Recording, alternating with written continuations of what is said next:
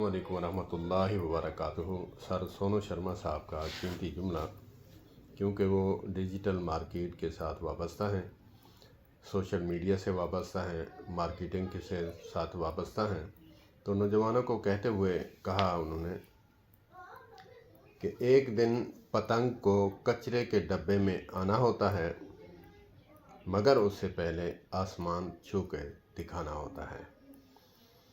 جب پتنگ آسمان چھوتا ہے تو اس کے بعد اوپر والی فضا پہ جاتا ہے تو پتنگ نیچے آتا ہی ہے، کچرے کے ڈبے میں آتا ہے، مگر اس سے پہلے آسمان ضرور چھوتا ہے۔